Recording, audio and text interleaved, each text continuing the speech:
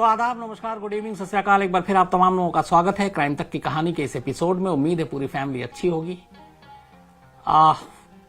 कई अपनी क्राइम तक फैमिली के लोगों के मेल आए और कहानी का जो पुराना सिलसिला है उन्होंने कहा कि उसी तरफ लौटना चाहिए।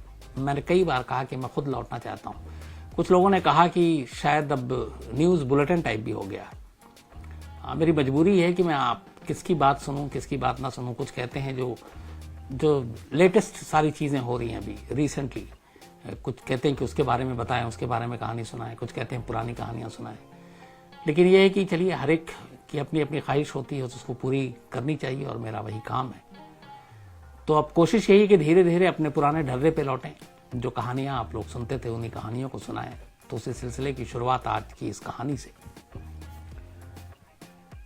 अंदाजा लगाएं कि एक देश जिसके चारों तरफ समंदर है और उस देश का एक इलाका, एक किनारा, जहां पे समुद्र के किनारे वो बसा हुआ, वहां पे लोग रहते हैं। और जब तब कोई नाव उस किनारे पे आके टकराए और रुक जाए।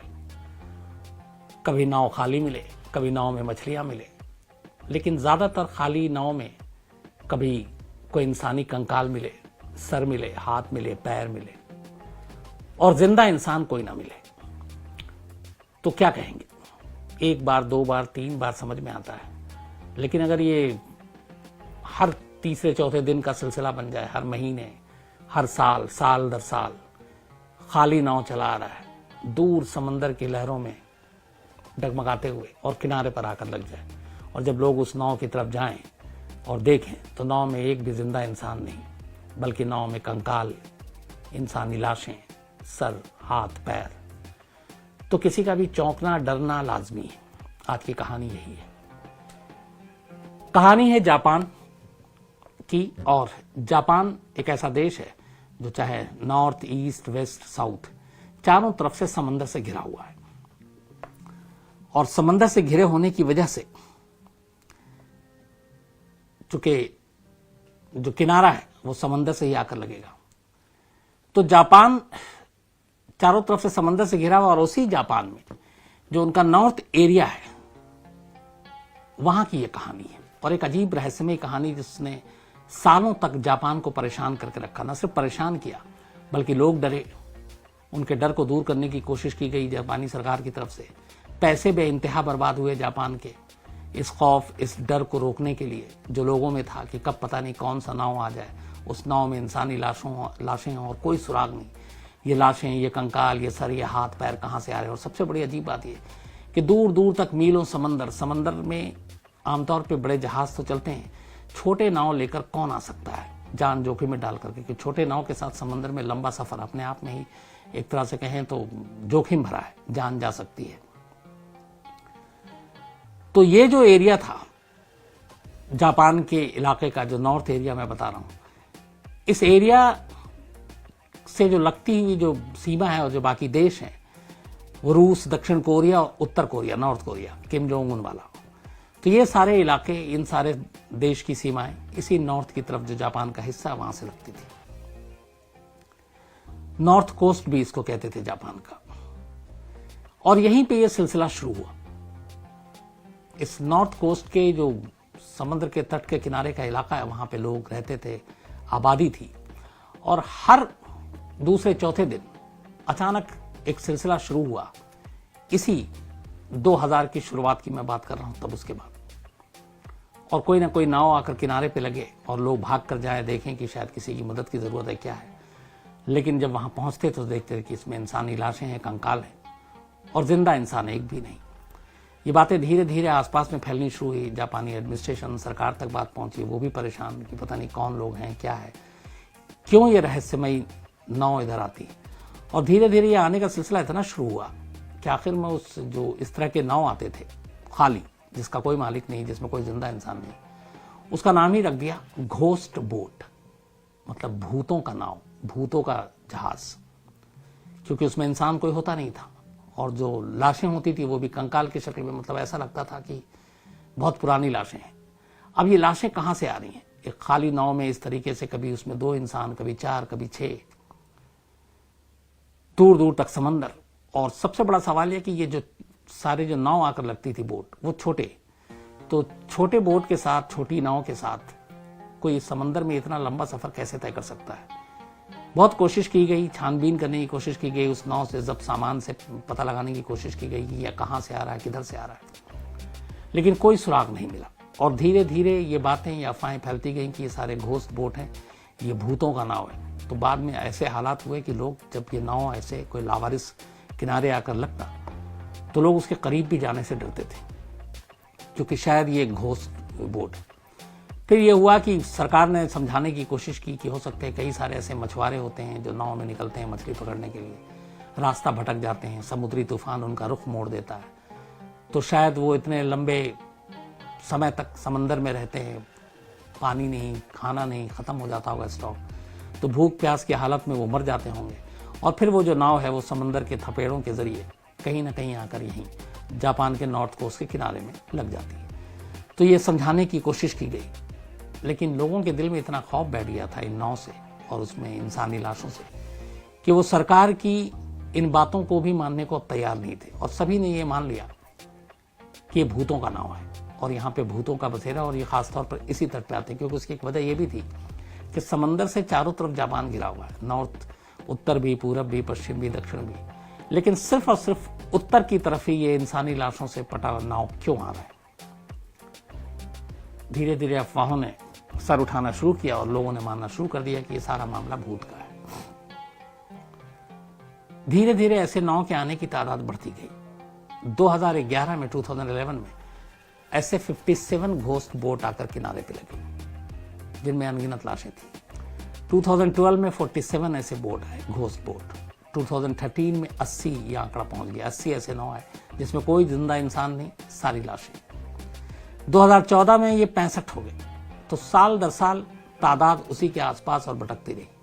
तो कुल मिला के ऐसे करीब 1000 से ज्यादा घोस्ट बोट नॉर्थ कोस्ट के एरिया में आकर अपने आप साहिल किनारे लगते रहे और लोगों का खौफ बढ़ता गया।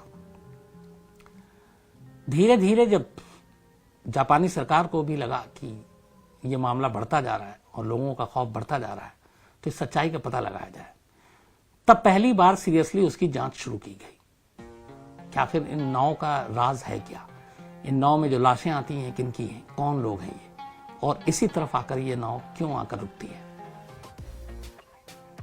तो जब जांच शुरू की गई तो जो सारे नाव आकर लगे थे ये घोस्ट बोट, उन सभी चीजों में देखा गया तो कुछ खास चीजें बड़ी कॉमन दिखाई दी।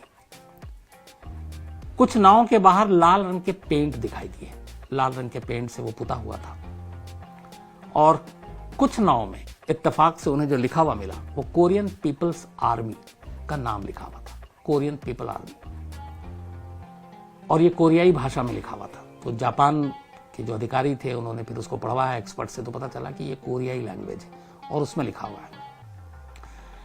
फिर धीरे धीरे जांच की गई तो पता चला कि ये सारी चीजें कोरियाई, मतलब साउथ कोरिया नहीं बल्कि नॉर्थ कोरिया का है। तो ये बोट, ये नाव पीपल्स रिपब्लिक आर्मी और जिस तरीके के लाल रंग से लिखा हुआ, ये सारे नॉर्थ कोरिया की तरफ इशारा कर रहे थे। कुछ ऐसे उस नाव से कुछ ऐसे सामान भी मिले और कुछ ऐसी चीजें मिली, सबूत, जो इशारा कर रही थी कि ये जो जितने भी बोट और नाव यहां पर आकर लगे ये नॉर्थ कोरिया से आए। अब जो जांच करता थे, जिन्होंने जांच की, उन्होंने ये कहा कि ये नॉर्थ कोरिया से है, लेकिन कोई मानने को तैयार नहीं। उसकी एक बहुत बड़ी वजह थी, नॉर्थ कोरिया से जापान के इस नॉर्थ कोस्ट की दूरी करीब 1000 किलोमीटर थी, 1000 किलोमीटर, और जो बोट थे, नाव थे, वो सारे छोटे। तो 1000 किलोमीटर की दूरी एक छोटे नाव में तय कर कोई नॉर्थ कोरिया से जापान के इस इलाके में आए, ये खुदकुशी करने के बराबर है। लेकिन जांच ये बता रही थी कि सारा मामला नॉर्थ कोरिया से आ रहा है और ये सारे बोट जो हैं वो नॉर्थ कोरिया में हैं। तो कोई सुसाइड करने के इरादे से ही निकल सकता है इतनी दूरी तय कर इतने छोटे से नाव पर। तो ये बात लोगों के गले उतरी नहीं और लोगों ने कहा कि शायद सरकार जो है वो बरगला रही है। इसके अलावा कोई सबूत मिल नहीं रहा। इधर जापानी सरकार की परेशानी बढ़ती जा रही है, वो इसलिए कि जब भी ऐसे नाव आए तो न सिर्फ उस नाव में जो उन्होंने एक तो नॉर्थ कोस्ट की सुरक्षा बढ़ा दी नाव की वजह से, और लोगों के मन में ये खौफ, घोस्ट बोट, तो लोग समंदर किनारे भी जाने से डरने लगे थे। तो अब सुरक्षा बढ़ाई, उसके लिए भी पैसे खर्च होने लगे। फिर जो लाशें मिलती उनको निकालना, उठाना, हॉस्पिटल ले जाना, पोस्टमार्टम करना, और फिर उनके जो लाशें हैं उनको ले जाकर कहीं रखना ताकि आगे कभी जांच में मदद मिले, या फिर उनका अंतिम संस्कार करवाना। तो इन सब चीज़ों का एक्स्ट्रा खर्चा भी आने लगा और ये सारे खर्चे लाखों डॉलर में थे, क्योंकि लंबे समय से ये घोस्ट बोट चला रहा है और हर बार लाशें उतारना, ले जाना, पोस्टमार्टम करना, रखना, संभालना, जलाना, दफनाना। तो जापानी एडमिनिस्ट्रेशन के लिए एक और सरदर्द ये भी हो गया, एक तो लोग डरे हुए हैं कि इस घोस्ट बोट का राज क्या है, दूसरी तरफ खर्चा बढ़ रहा है, सिक्योरिटी बढ़ानी पड़ी, वहां पे गार्ड तैनात करने पड़े। तो ये सब कुछ चलता रहा और समझ में नहीं आ रहा था कि ये हो क्या रहा है। लेकिन जांचकर्ता अपने इस बात पे अडिग थे कि अब तक की जो जांच आई उससे साफ है कि नॉर्थ कोरिया के ही बोट्स हैं। लेकिन अब ये कैसे साबित किया जाए कि नॉर्थ कोरिया के छोटे छोटे बोट्स जापान के इस तट तक आकर लग जाएं और समंदर के इन थपेड़ों के बीच में। ये 2013-14 तक आपको बताए। ये असल में जब पूरी जांच की गई तो पता चला लोगों से पूछताछ के बाद कि 1975 के आसपास पहली बार घोस्ट बोट जापान के इस नॉर्थ कोस्ट में किनारे आकर लगा था और 75 के बाद से यह सिलसिला चलता रहा लगभग अगले 35-36 सालों तक। और ये बोट आते रहे, लगते रहे। जब और जांच की गई तो पता चला कि 1977 से 1983 के बीच, 75 में यह सिलसिला शुरू हुआ था घोस्ट बोट का, और 1977 से 83 के बीच इसी नॉर्थ कोस्ट के जहां पे ये घोस्ट बोट आकर रुका करता था, ये नाव, भूतिया नाव, उस तट पे रहने वाले 17 जापानी नागरिक गायब हो गए 1977 से 83 के बीच में, मतलब 6 सालों में, अलग अलग खेप में। कुल 17 ऐसे जो जापानी सिटीजन थे जो इस किनारे पे रहते थे अपनी बस्ती में, वो गायब हो गए।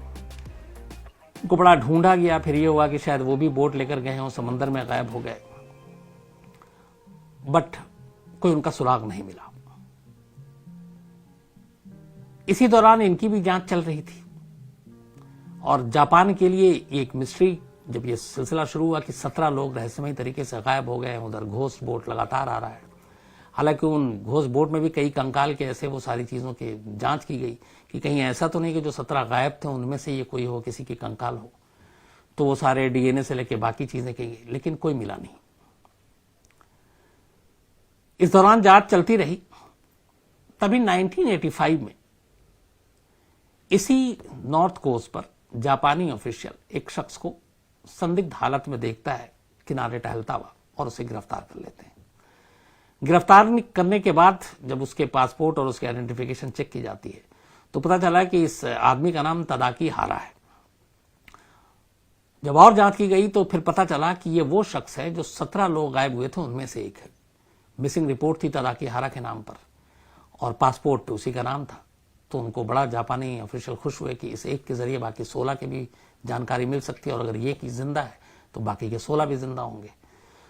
तो उससे पूछताछ की गई, लेकिन जब पूछताछ की गई तो कहानी कुछ और निकली। पता चला कि वो जो तदाकी हारा गायब हुआ था ये वो शख्स नहीं है, बल्कि उसके पासपोर्ट पे अपनी तस्वीर चिपका कर यहां आया है, और असल में वो नॉर्थ कोरिया का एक जासूस है, एक डिटेक्टिव है। अब ये खुलासा एक बम की तरह गिरा कि ये हमारे 17 लोग गायब हुए हैं, उनमें से एक का पासपोर्ट इस शख्स के पास है और ये शख्स नॉर्थ कोरिया का जासूस है। तो इसका मतलब है कि कुछ खेल बड़ा है। इसके बाद जांच शुरू हुई। फिर जांच जब शुरू हुई, तदाकी हारा के नाम पे जो शख्स पहुंचा था उससे पूछताछ हुई, तब उसने एक्सेप्ट किया कि वो नॉर्थ कोरिया से आया। फिर उसने एक्सेप्ट किया कि उन 17 लोगों को एक एक कर नॉर्थ कोरिया ने ही किडनैप किया था और उनको अपने देश में ले गए। और क्यों किडनैप किया, यह भी एक अजीब बात थी।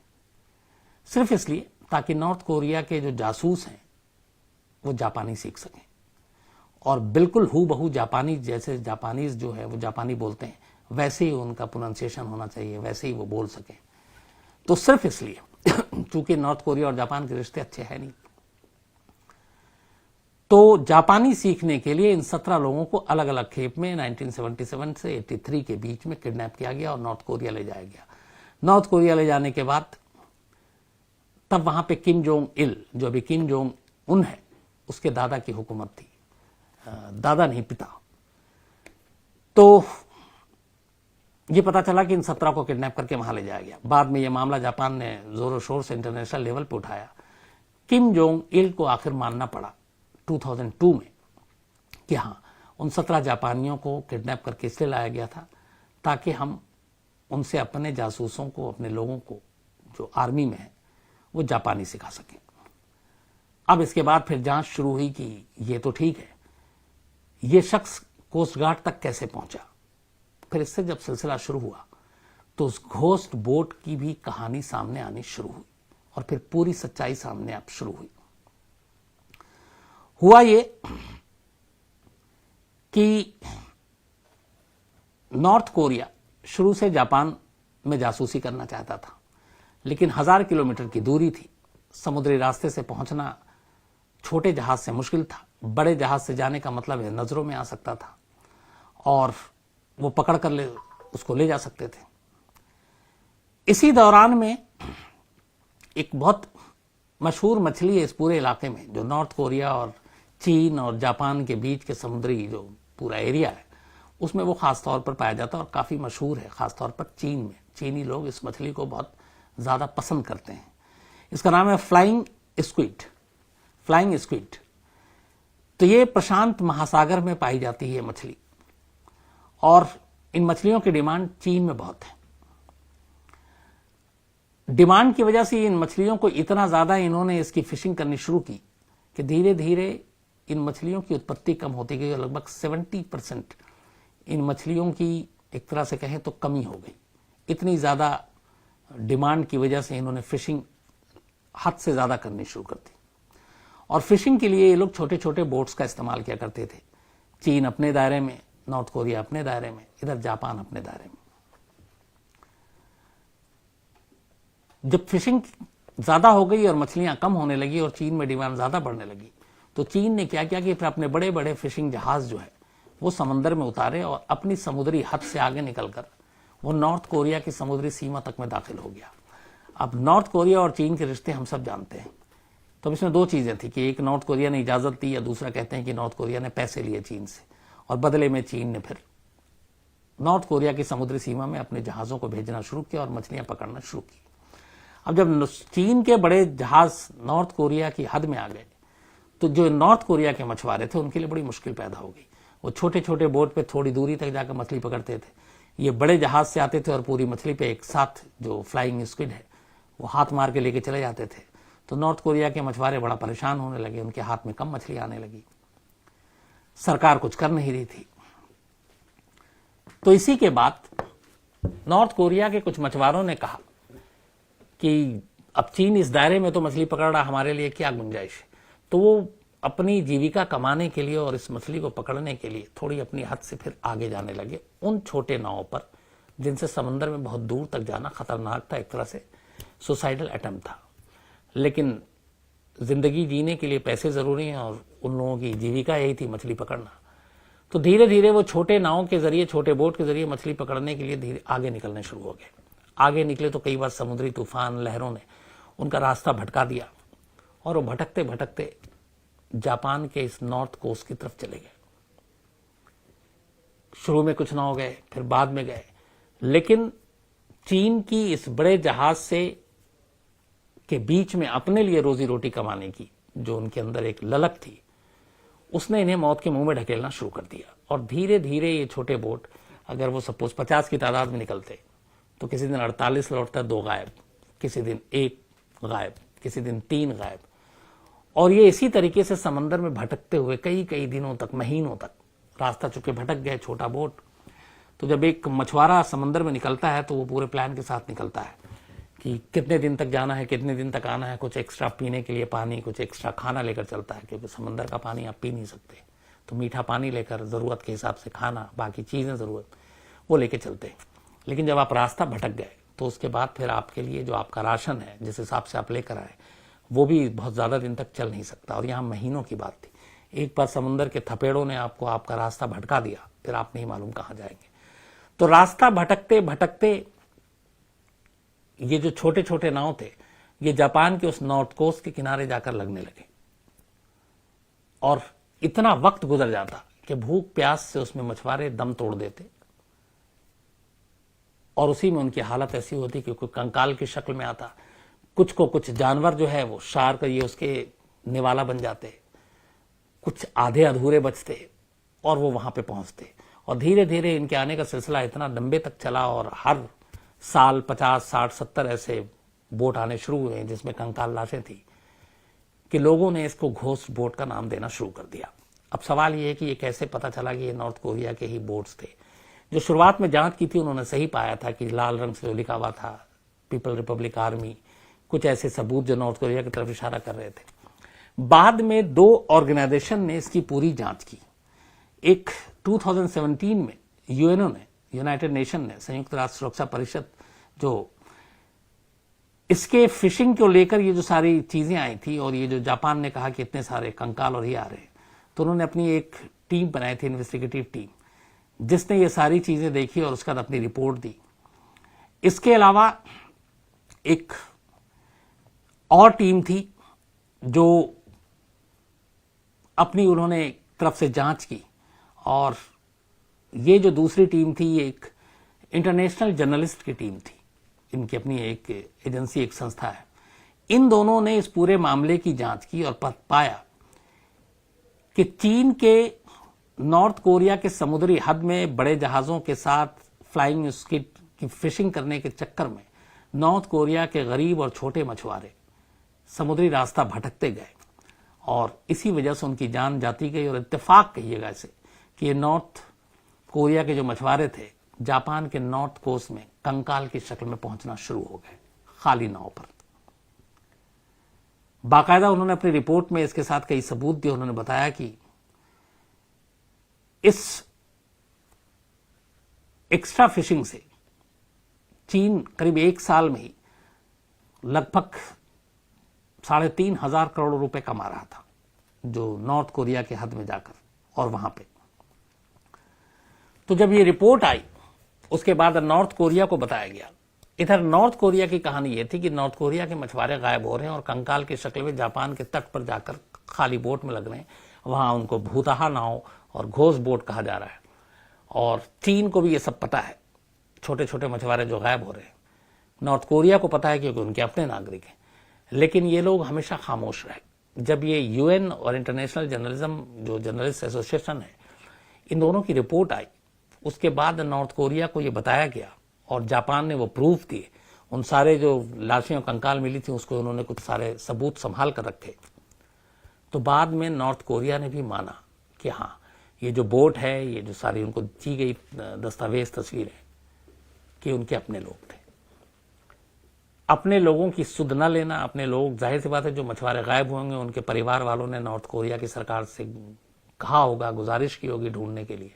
अब उन्होंने कितना ढूंढा पता नहीं, लेकिन जब ये सारी चीजें फैक्ट सामने आए तब नॉर्थ कोरिया ने माना कि जो घोस्ट बोट है असल में वो घोस्ट बोट नहीं था, वो वहां के गरीब मछुआरे थे जो अपनी रोजी रोटी की तलाश में, चूंकि रोजी रोटी और उनका जो जरिया था कमाने का वो मछली पकड़ना था। लेकिन चीन के जब बड़े जहाजों ने उनकी मछली को हड़पना शुरू कर दिया तो वो छोटी जहाजों से समंदर के थोड़े आगे तक जाना के लिए मजबूर हो गए और इन्हीं चीनों ने उनकी जान ले ली। एवरेज अगर 50-60 बोट 1 साल में, तो 75 से सिलसिला शुरू हुआ ये 1975 से और 2014 तक ये चला। तो आप अंदाजा लगाइए कि 25 और 14 करीब 39 साल, 50 बोट के हिसाब से भी कितने नाव, कितने घोस्ट बोट जापान के उस किनारे पर लगे होंगे और कितने लोगों की जानें गई होंगी।